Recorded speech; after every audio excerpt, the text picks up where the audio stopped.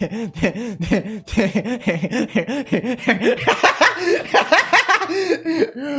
is a liberal game, boy. They told me I was special from the start. I was a chosen child. I was always meant to be a good girl amongst all the bad ones. I was meant to lead everyone else by example. Everyone wants to become Alice. There's only one Alice. Everyone wants to become her. So they envy her, love her, and then Alice is the perfect girl who the story obeys. Everyone wants to become Miley Cyrus. Everyone wants to be Taylor Swift. But there's only one of them. So kill them all. Kill your competition. Then why didn't they obey me at that time? I don't understand it. I can't understand it. I'm Alice, aren't I? I have to be. No one else can be. The perfect child is demanded to perform the perfect obedience. The perfect child demands the perfect obedience. If Alice isn't perfect, Alice can be disobeyed. If someone doesn't disobey, what? Oh my god! If someone doesn't obey, Alice is no longer Alice. Then who is the Alice that made a mistake? Who is the me that reflected in the looking glass world? That me is the me I truly am? Then who is that flawless Alice? I have no clue what the fuck that's all about, man. I'm trying to read it as best I can. I still don't understand what's going on. The world creeps in slowly, fantastically, as though they're within a dream. Somewhere there is pain, but it feels distant, as though they have left their aching, bleeding body behind. Even their own name seems like a false construct. Abriel is just a scrap of memory they clung to in the end. Who is Abriel meant to be? Why is Abriel meant to live? Rather than focusing on those murky, terrifying unknowns, she turns her attention to the voices at the edge of her awareness. She can make out rough shapes and slowly becomes capable of understanding the surroundings that had once been dark and blurry. Yabba jabba kabba. Your life in exchange for someone else's. If you really want her to live, then giving up your own life isn't a problem, is it? I don't need to die for her to live. Sometimes that's how it is. Abriel returns to herself. She can't allow someone else to sacrifice for her. She can't allow the person most important to her to suffer for her sake. However, she hesitates. She had promised Aphelion. She wouldn't let her. She had promised Aphelion. She wouldn't let him kill her. Wasn't this an extension of that? Which one should I choose? Let me die, please save me. Let me die! I want to die! Let me die. Abriel. Abriel doesn't try to move. What is it? Abriel doesn't try to move their body considering their condition. Just being able to see and speak is enough.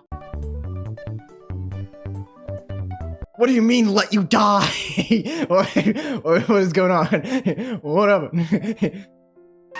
I can't let you just throw your life away from me. They aren't worth that much. They want to be protected, but the idea of Aphelion dying for them is far beyond that. You aren't letting me do anything. Whether I live or die isn't up to you. Oh, you're going to try to argue who has the right to live. Abriel turns her attention to the unknown magical girl. I'm trying to find unique voices and I can't fucking think of anything, alright? Fucking sue me! Objection! And Kate remind Abriel of a wizard, but her expression doesn't seem anything like a kind old wizard of a fairy tale.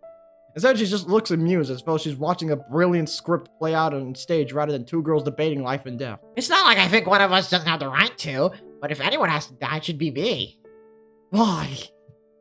You're the one that can actually change things. I'm definitely not strong enough. She wishes she was. She wishes she wasn't a liability. But what else is she? She's just a child clinging to the idea that she could become an adult. Well, an age regressor on VR chat. And dragging Aphelion down with her. It's not about whether you're strong or not. Compared to you, I'm guilty. So you should be the one to go on. I don't want to go on without you. They can't be on their own. If they're on their own, without anyone by their side, then they'll look like a loser at the prom! You only ended up like this because I couldn't protect you. And what will happen when you're not here to protect me at all? Aphelion looks pale and shaken. They grit their teeth. Please decide soon, or the decision will be made for you when she bleeds out again. Abriel. I don't understand why one of us to die anyway. Is that how healing magic works? Of course it doesn't work like that. Then why? If I don't ask for something in return, then it's meaningless to help people. God damn, that's crazy. I don't have to help dying people. I need something in return. You know what? I'm gonna say it. I don't care that you broke your elbow. That was the opposite of how Ebrio felt. People are to be helped without recognition as a reward. In the end, God will recognize your goodness. Who the fuck told you that? There's no need for human validation, so why is she saying there is? That's stupid. And why would falling dying help you anyway? Gratitude. Huh? If you help someone, sacrificing everything for them, and they only say something try like thanks, wouldn't that be sad? The fuck do you want them to do? Give you $1 million? There's no economy in this fuck-off world. My death is meant to be a pointless thank you? It's simple enough. Well, what about his, They feel woozy. The world before them flickers. They'd almost forgotten that they were still on the edge between life and death. And if I do this, their ciphers at the edge of the magical throat in an instant. What do I care if I live or die?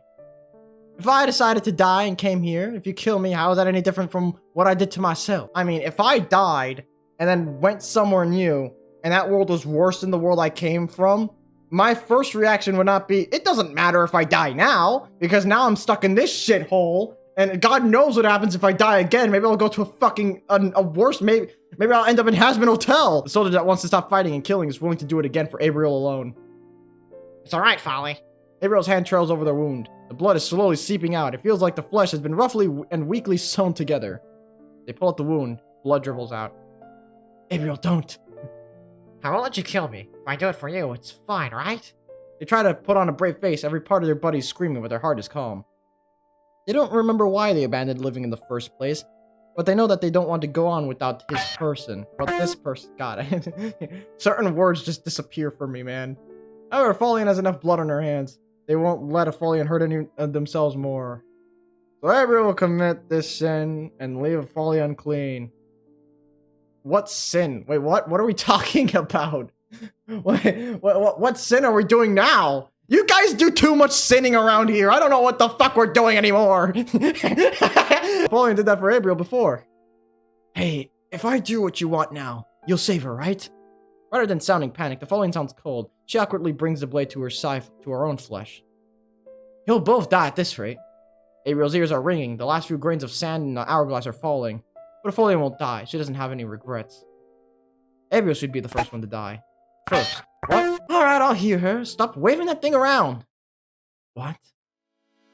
The wizard lifts her cane and then taps the ground. Light spills from the wood and flows into Abriel. A wave of warmth washes over them. Feels like 1,000 memories they cannot touch and that are not theirs. Friends laughing together around the table, fingers interlaced, squeezing the other as a reminder of never letting go, patting the head of someone shorter, soft hair beneath fingertips. The feeling fades as quickly as it came. For a moment, Abriel is dizzy. It feels like, with the light enveloping her, Abriel was part of the wizard, drowning in a self she was never meant to be a part of or privy to. Shit, it doesn't hurt anymore. She touches the place where the wound was. No new blood flows out. There is only unbroken skin and sticky, still drying crimson. Abriel! Folian's voice rises and crashes. Wait, so... Abriel! Abriel! Hey, it's me, the Batman. Batman just fucking shows up. Where's the Queen of White Arts? Cheryl. Where is he? Their scythe is gone, with only a small rose petal of blood upon their neck to mark the incident. Folian touches Abriel's wound and then hugs her tightly enough to shatter them. Folly, I'm okay. I promised I wouldn't die, remember? I'm literally the character from Undertale. I forgot his name was Folian's arms tremble. He doesn't sniffle, he doesn't cry, he doesn't show any sign, and yet Abriel thinks he's weeping with relief.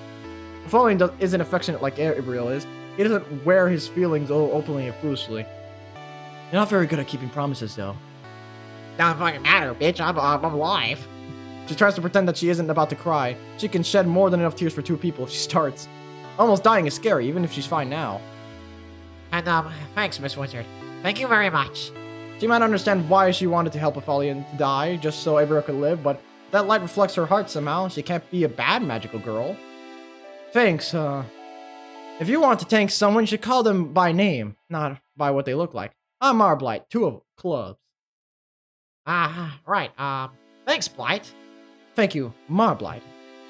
Folian is still holding on to Abriel tightly. The words leave trembling lips with a low volume. Probably barely enough for Marblight to hear. Every quiet syllable seems to strain them. You almost died. I'm not sure if you should be thanking me, but I appreciate it. She sounds conflicted. Before, there was no hesitation when asking one of them to die.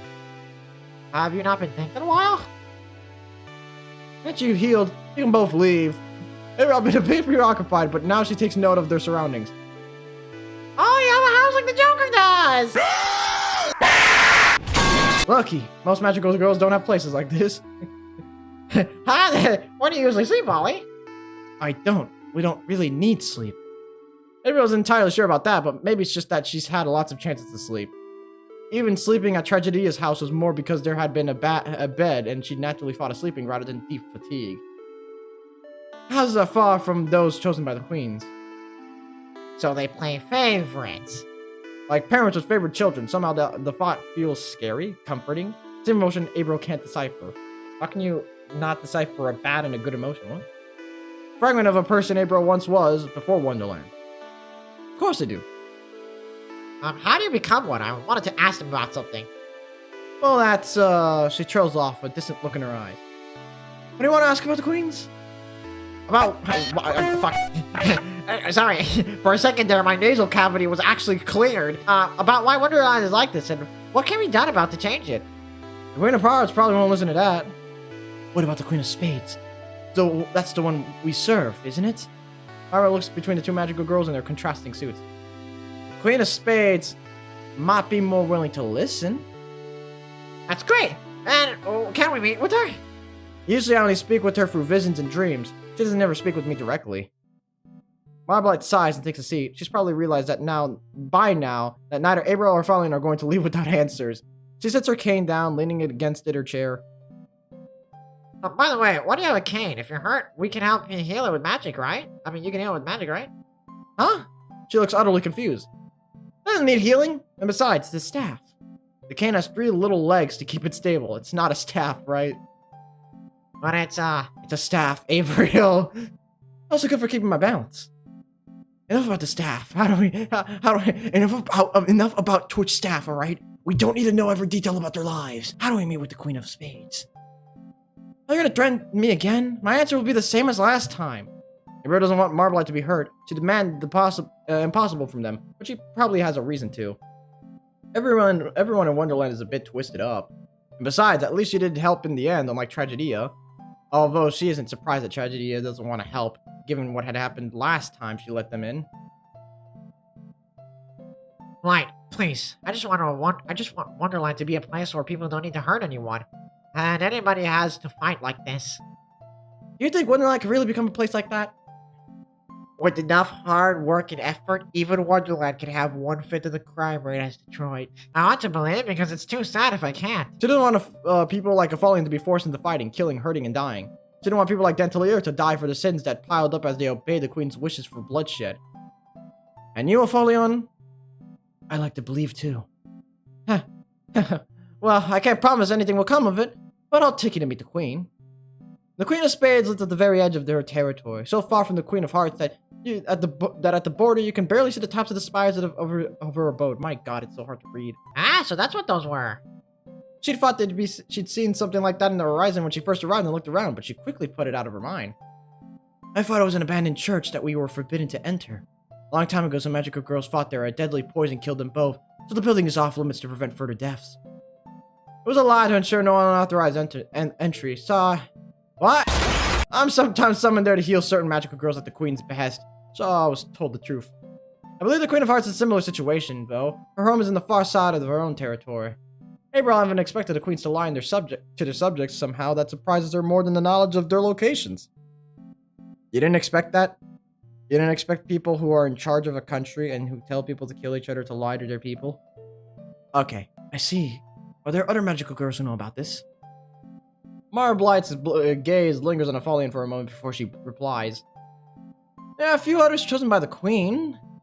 Was Dentelier one of them? A murderer amongst the Queen's chosen? A murderer? Oh my God! Could you imagine if there's more murderers amongst the Queen's chosen? Like, are you fucking serious? Dentelier? I don't know that name. Ah, I guess not then. Is the Queen a nice person? No, but nice. But once enough terrible things happen to a person, they stop being nice. I'm the same way. But you helped us in the end, so I think you're a nice person, Blight. Let's go. She stands up, cane firmly in hand. You're a little too similar to things I lost too long ago to get back. Gabriel's that kind of person. Huh? That's why I'm with them. There's more than just that. There's a murdered, executed magical girl and a shared dream. God bless. You know, everybody, if we all go around, murder one person, and then head to the president of the United States of America, we could stop crime in America forever. You two are an interesting couple. Be careful not to rely on Aphelion too much, alright? It won't be pleasant for either of you. Huh? She knows that she does. She knows that she needs Aphelion to keep her safe. That Aphelion is the one who gets their hands dirty for Abriel, but Aphelion wants to do that. I don't mind if Abriel relies on me. And when his heart will close, they don't receive recognition from others and do thankless work. They follow Marblight out of Dolor and back into Wonderland, like a flock of sheep following a shepherd, or maybe like children following an older sibling. But isn't it good to do unrecognized work? God will acknowledge you in the end. Did you not already have a conversation with Aphelion about how he doesn't care about God? We're back here again? When it turns from charity to being leeched on by everyone, I think God isn't watching at all. The Queen of Spades understands that. If you're going to drop the name of God in front of her, be careful. You know the Queen well, huh? As well as I can know her, as well as she has let me know her. And why do you know what she demands that children die for her? I can't help you with that. Because she's kind to you? Does that excuse her being cruel to others? Abriel feels uncomfortable listening to this. If the Queen of Space is good to Marblight, then why do they need to criticize her in front of her? It's like criticizing God before a priest. Folly? It's only by the Queen's grace that I was able to come here and live here. I'm grateful to her for that, and unlike some people, my gratitude isn't a meaningless platitude. Abriel tries to non-verbally call Aphelion off, pleading with their wide eyes, but Aphelion isn't looking at them. By the Queen's grace, we're all stuck here suffering. Not for me, I'm free here. The only thing I miss is my work. Your work? Everyone wonders what Marblight used to do. She didn't really get the impression that anyone here was really old enough to be working. Maybe a part-time job, something to get pocket money with, but not something that was important, meaningful, in an occupation. How old is all the characters in this game? I assume they're all young adults. The maturity in Marblight's eyes is that of a magical woman, a wizard, rather than a magical girl. Yes, I used to and donate a lot to charity. It was fulfilling, and I could support those I cared for as well. I see. There isn't much to need for that here, between people's ages and lack of money. Fallen picks up a cookie from a nearby table where a few magical girls are chatting. Chanting would have been fucking crazy. Hun-chan pa hun-cha, ucha, ucha pa. Several teapots. I thought that said teleport. I need medical attention! Are set on the table, as are 3 tiers of sweets, scones, and a tiny tea sandwiches. The moment he picks up a cookie, another appears to take its place. The chatting magical girls merely glance at Aphelion and Marblight before returning to chatting, ignoring Abriel's presence amongst them. The only things to do here are have tea parties and die for the queens. I don't think I heard Blight correctly. It sounded like static rushing into her ears. Don't worry about it, maybe you're still a bit too young to hear about this sort of thing. There's something in Marblight's expression that's painfully like pity. It's uncomfortable yet comforting to be pitied, to be told she's too young. It feels as though it's precisely how the world should be, though it is also rings wrong. Ha ha ha, okay! That look of pity is terrifying. Abriel stares out at her feet as she walks. Anyway, I don't have anyone to support here or any charity I would donate earnings to, so besides loving the work itself, there isn't much reason to work anyway. Whoa, that is the wrong fucking character! Actually, I'm curious, does it say the ages of the characters here? Everyone here has pronouns.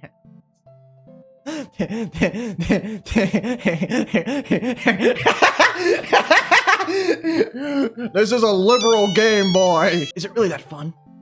It was. Why are you here then? It says like he had everything. Everyone remembers the feeling of someone's hand on their head, reassuring that everything will be alright. Mario definitely left someone behind when she died, or at least that's the impression she gets. Not really, I had everything, but because of that, everyone around me was just nobody. Actually, that's crazy. Now that I'm thinking about it, hold up, go back. So that means a majority of the people who end up here, what is wrong with my recording program? Why is it bugging out like that?